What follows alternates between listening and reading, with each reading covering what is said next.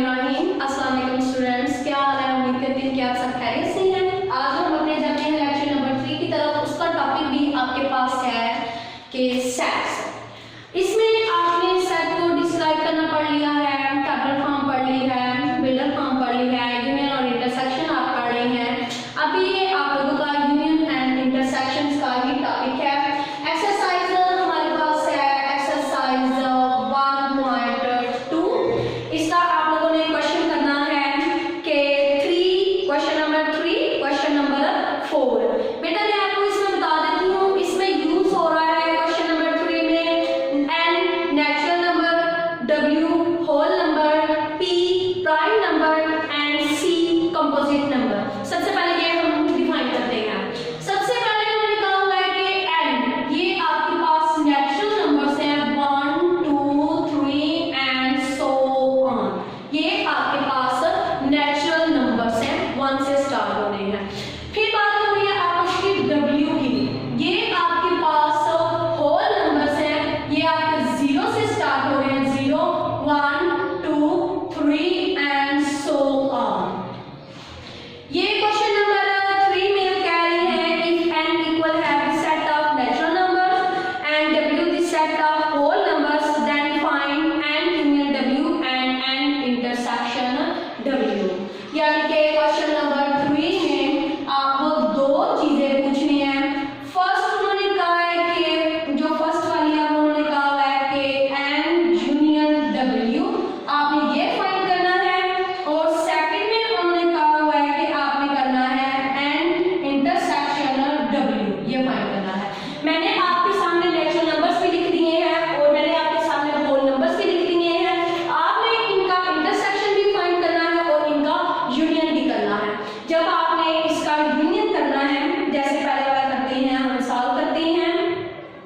आपने इसका यूनियन किया, यूनियन में क्या कह रहे हैं कि n union w equal n की वैल्यू 1 2 3 एंड सो ऑन। उसके बाद यूनियन w की है 0 1 2 3 एंड सो ऑन। इनका यूनियन करना है। यूनियन मैंने पहले भी कहा था, दोनों सेट्स के एलिमेंट को मिला के लिख देना है। तो आपने लिखा कि 0 1 2 3 एंड सो ऑन। इसके बाद जब आप इसका इंटरसेक्शन करेंगे, मैं आपको बता रही हूँ सेकंड वाला कि n इंटरसेक्शन w।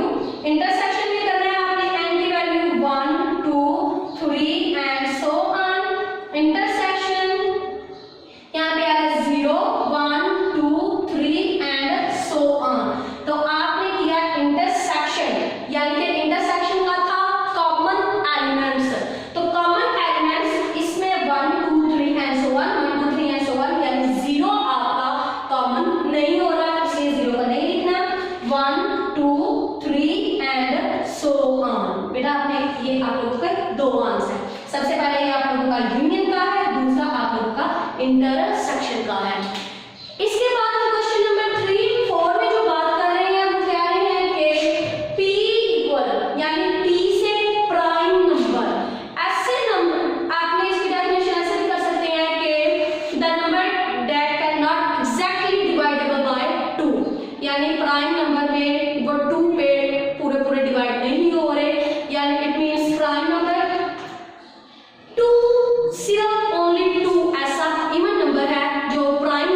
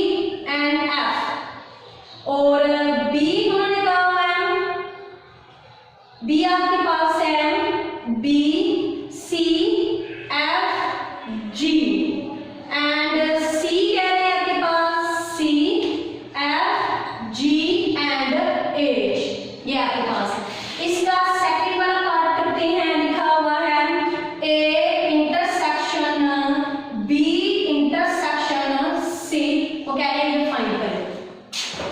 आप लोगों ने सॉल्व लिखा, सॉल्व के बाद आप लोगों ने लिखा कि ये चीज आपने फाइंड करनी है। ब्रैकेट, स्मॉल ब्रैकेट ये शो करती है कि सबसे पहले आपने ब्रैकेट वाले क्वेश्चंस को, ब्रैकेट वाले जो आपको सेट्स में है पहले उनको सॉल्व करना है, उनका जो आंसर आएगा वो बारी बारी से करना है।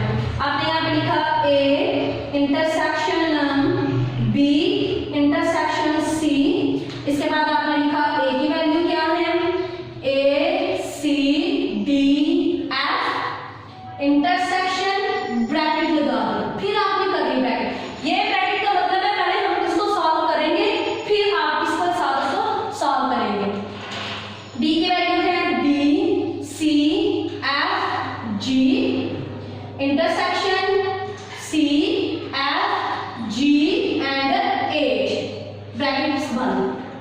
ये हम ऐसे लिखें A C D F intersection.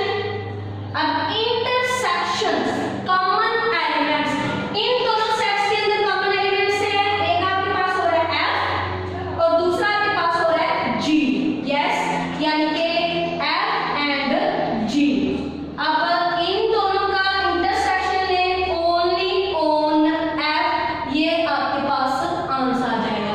आपने जब इसका यूनियन करना है तब भी आपने बिल्कुल सेम आपने ऐसे करना है। इंटरसेक्शन में मैंने कॉमन ले लिया है, यूनियन में आपने दोनों सेट्स को मिला के लिखना है। बट इस देखें सेट ए में भी सी अगर हो, सेट बी में भी सी हो, तो आपने सी को जस्ट वन टाइम लिखना है, उसको सेट के अंदर रिपीट नहीं करना, वो आपका सेट नहीं बनेगा।